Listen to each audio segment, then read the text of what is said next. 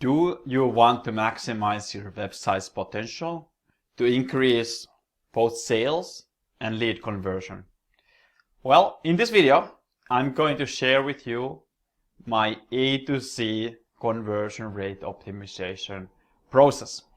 Now, this is a summary of our process that we publish on our website, so we will link to it below if you want to read the whole 3-part article and go really deep in conversion optimization. But that's what we do here in this channel. So this is about e-commerce optimization, how you can turn more of your traffic into revenue. So let's jump into this. To give you a little bit of context about CRO itself, it's a systematic process that aims to convert your traffic, usually either into sales or leads. And in e-commerce, that is transactions, and that means signups. But yeah, at this point, you're probably wondering, Samuel, how can I do that? Well, stay tuned because I'm going to explain you the process exactly. And at this point, it's a good idea to subscribe to the channel because you're definitely interested in this topic, and we're going to have videos related to this topic coming up all the time. But first of all, before you can really prescribe anything, you must analyze. So just like a doctor, they're going to take a look at first before they're going to say that this is wrong or that is wrong. What this means is that you need to do your research. At this point, we'll be asking questions like, are the website's aesthetics attractive? Do all the links work? How is the user experience throughout the site? Is it consistent? And these are the questions that you want to ask yourself. But to fully analyze your website, you can use these 6 ways to gain a better understanding of where to focus on first. First way is the heuristic analysis. And this is the CRO expert way of looking at the site, seeing where does it match best practices and where is it lacking. So this will give some initial ideas of what could be changed. Second thing we do is a so-called technical analysis. This is going through the site with different browsers, different devices, different screen sizes to see if the site is breaking in its responsiveness. Are all the links working? Are there some unexpected functionalities that are causing people to be a bit confused? So that's the second part. Third part, web analytics. So in this case, or in most cases, it will mean Google Analytics analysis. Here we'll look into what are the focus areas, where are people dropping off, what are the landing pages, where should we basically focus in terms of both our optimization efforts, but also where are the problem areas of the site itself. And that's where the fourth tool, the user testing, comes very handy as well, because you can then focus on those areas that you found through web analytics and heuristic analysis and start optimizing them by testing this in real-time users, because real-time users are going to see it a little bit differently than you are. You have seen the site so many times, you almost cannot unsee what you have already seen. So that's where user testing with the exact demographics and target group that you're after is going to be often very insightful. One of the things that you can also gain knowledge into your customers is the so-called mouse tracking analysis. So this is your heat maps, your scroll maps, your click maps. Where are people doing when they're on the site? How are they behaving? And oftentimes you'll also see how they see the site on this particular browser. So it can be very insightful into the user experience as well. And the last tool in the toolbelt is the qualitative surveys. So it's just asking people, how was your experience? Was there something that almost stopped purchasing from you today? Like those kind of questions. Is there something stopping you from checking out right now? Now each of these elements is a different type of key, but it enables you to have a clear view of what you can do to improve your site. And this way you can then launch educated A/B tests to reach your conversion goal. So you're just not shooting in the dark, but you can also test these ideas. And that's why I say it's a data-driven process. Now, keep in mind that this process is indeed data-driven. So you will need enough data to analyze. If you're only having a few conversions per month, you can't do much with that in terms of data-drivenness.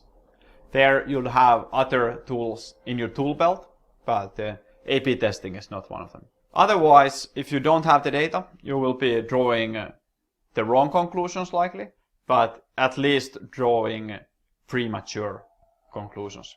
The second phase of this, after the research phase, is developing a hypothesis.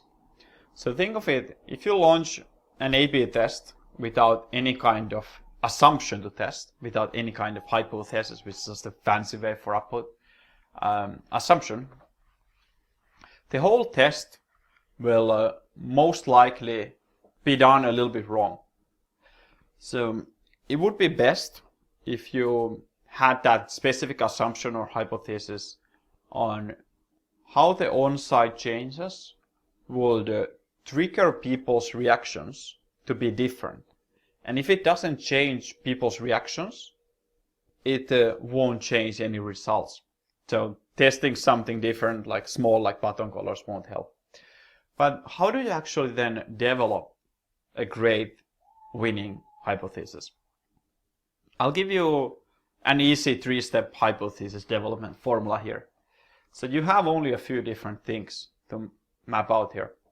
But typically it's you have the variable, you have the expected outcome, and then you have the rationale behind it. So the formula is if X, then Y due to C. So if we change this element, then we expect this kind of behavior due to this factor. Now, the first step here is stating the problem. What is potentially affecting my site? So for example, a call to action button is not visible. Now, with this information, you can develop a variable where it is and test if that is better than the original. The second step is the impact statement. What will happen when you change the CTA button? What is the expected thing to happen? So remember here, this is a data-driven process. So the expected outcome should be something you can measure. Ideally, it's a measurable conversion that is tied to money. Because you don't just want to optimize for micrometrics, you want to optimize for monetary goals. Then the third and the last step is to propose some kind of research-based solution to those two variables. And here you basically provide the reasons behind your hypothesis. So here you can use the customer's feedback, for example, that you got back in the analysis process. You can use the heuristic analysis. You can use the heat mapping to justify why you are doing this. And once you follow these steps, you will have a good basis for a hypothesis for your A/B tests. And that means you're not running just testing like amateurs. Rather, you are looking to learn something with every single test. There's an assumption that you're testing, which can be so much more valuable than just a single one test. But there is one final thing to do in the CRO process before you launch a test.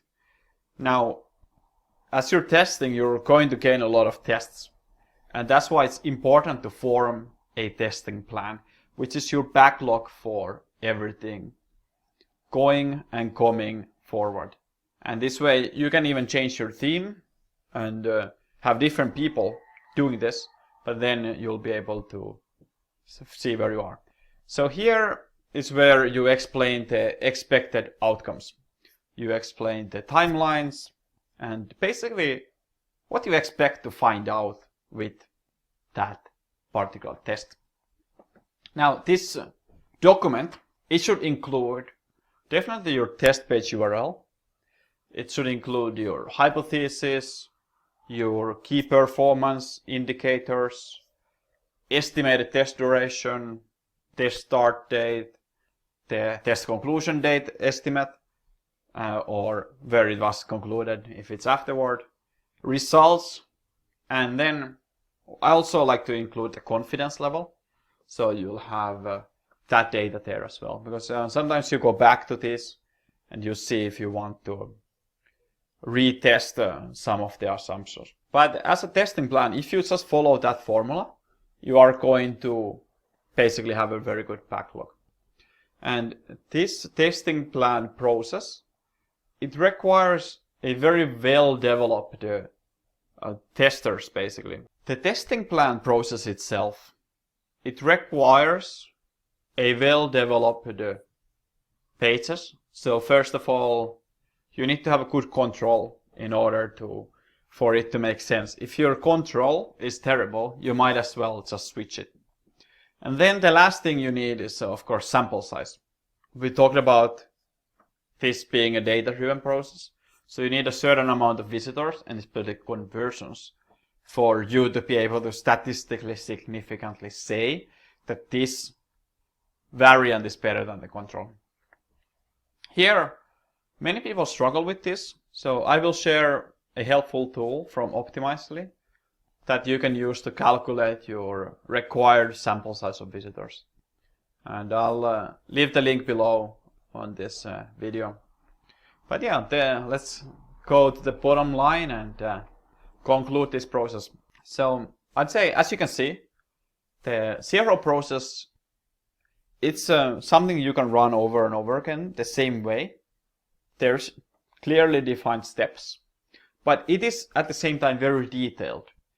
It requires time, it requires attention, and for sure that also means it's going to be an investment, assuming it works.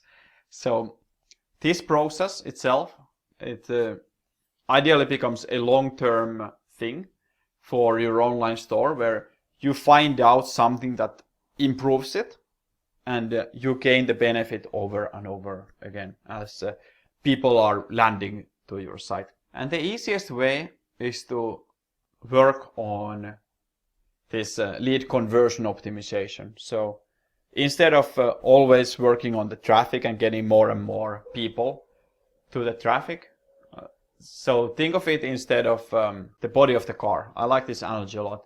And you can put the worst body on a Lamborghini engine and try to run 200 miles. But it's just going to break because the car parts are not meant to support that speed. An engine is your traffic. So if you're always trying to solve everything with your traffic, more and more traffic, it's just going to basically fall apart. At some point, you just can't go any faster. And this is what I see that is a big thing holding back many e-commerce merchants at the 6 and 7 figure levels. They are trying to solve everything with the traffic tool that got them so far, but maybe not on that elite level. And that's what this channel is about. And if you follow this channel, you know that we cover e-commerce conversion optimization. Basically, how can you profit more from your visitors? And that's why you should subscribe. There's not that much information here on YouTube about this, where we go on a very practical level to see what are the current tactics that stores are using that we see every day from a bigger successful stores. So that's it. Make sure to subscribe, like the video if you liked it. If you have questions regarding the process, you can check our site at growgurus.com. We'll link the process itself down below. And take care. Have a good day.